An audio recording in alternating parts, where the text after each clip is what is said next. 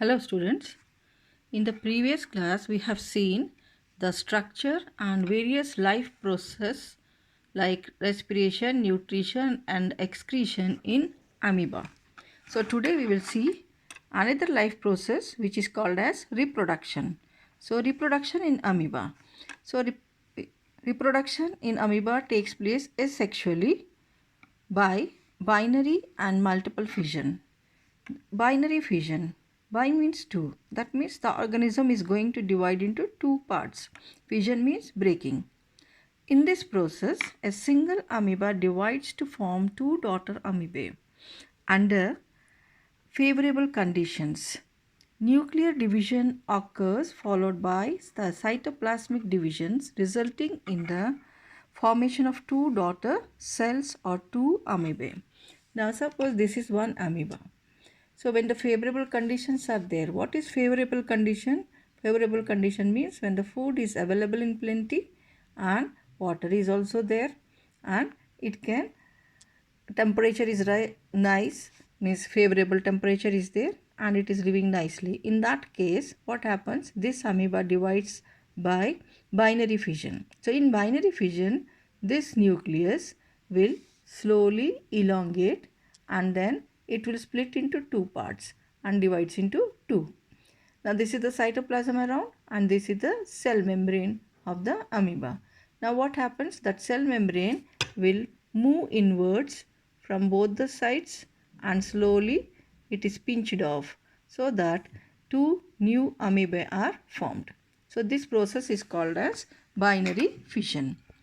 But sometimes what happens? The conditions are not favorable. That means unfavorable conditions. Suppose food is not properly available or the pond is drying up. In that case what happens? It will undergo multiple fission.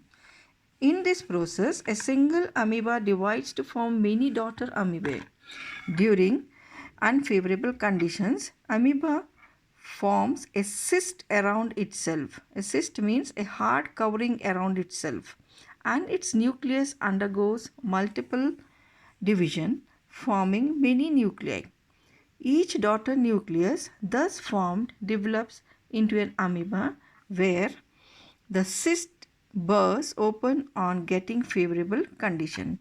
So suppose this is the amoeba, all the pseudopodia will move inside and it forms a circle-like structure and it forms a hard coat around it, that is called as cyst.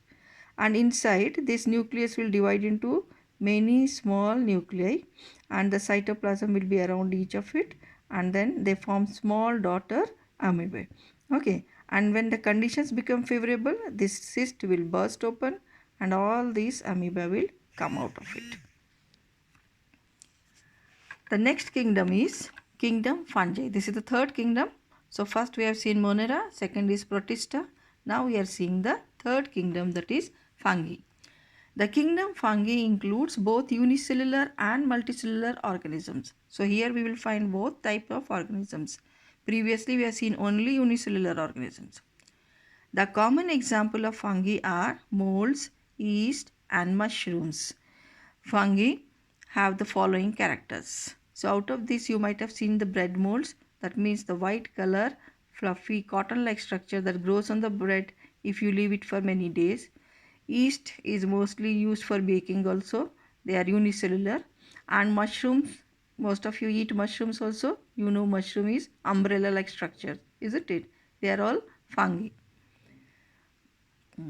So the characters are, now most fungi have a well-defined nucleus. So this we have seen in the Protista also. They also have well-defined nucleus, means each cell will have a proper nucleus with the nuclear membrane. So they are also called as eukaryotes only. They are heterotrophs and feed on organic matter. So they don't produce their own food but they depend on other for their food and the food is the organic matter. Most of them are made of thread-like structures called hyphae.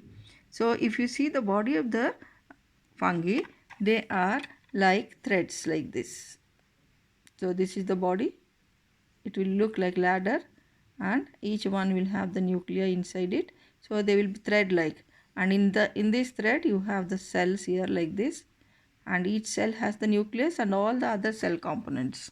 So these thread-like structures are called hyphae. Their cells have a cell wall. So here we find that the fungi also has cell wall like a plant. Okay, bacteria also has got the cell wall, fungi also has got the cell wall, but the cell wall is made up of different substance. Okay. So what you have seen here is they have got well-defined nucleus, they are heterotrophs, and they are made up of thread-like structures called hyphae, and they have got a cell wall. Due to lack of chlorophyll, fungi cannot make their own food and are thus heterotrophic. They may be parasites or saprophytes.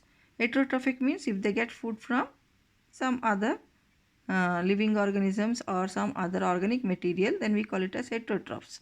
They don't produce their own food. And parasites are the organisms which live on other organisms for their food. And saprophytes live on dead organic matter for their food. Okay. Fungi may be unicellular, multicellular or filamentous. So some are only made up of one cell, some are made up of many cells, and they might look like filaments, thread-like structures. They are divided into following three groups. So fungi is now divided into three groups. First one is thread-like fungi. Example for this is bread mold, the one which grows on the bread. Club fungi, example is mushrooms, they grow in the soil itself. And sac fungi, the yeast. Okay. Now let us see the basic structure and life process of molds. Bread mold. Bread mold is a saprophytic fungus. Saprophyte means, I told you, it lives on dead organic matter. Okay, not on the living organisms here. And can be seen growing on a stale bread, means old bread, and old pickles, rotting fruits, or even on shoes. You can see white spots on the shoes. They are all bread molds. Okay, structure. The thallus of mold. Thallus means the body. The body of mold is multicellular and consists of a mass of thread-like structures called hyphae. Single is called as hypha.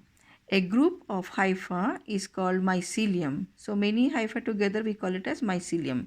It appears over the surface of the rotting material and further gives rise to two types of hyphae. So from this basic hyphae, two different types of hypha are there. One growing downwards is called rhizoidal hypha, and the one growing upward is called as sporangiophore. The latter bears a swollen structure at its tip called as sporangium, which is filled with spores. These spores germinate to form new plants. Example is rhizopus and mucor are the most common bread molds.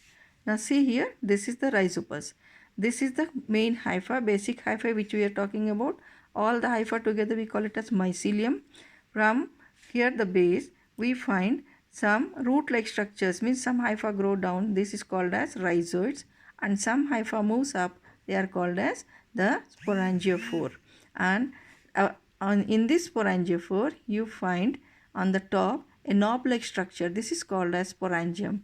Inside this there are minute spores are present. Spores are small circular bodies. When these spores fall on another bread, it will again germinate to form hypha and a new bread mold is formed. And that bread mold's name is rhizopus. I hope you have understood, girls.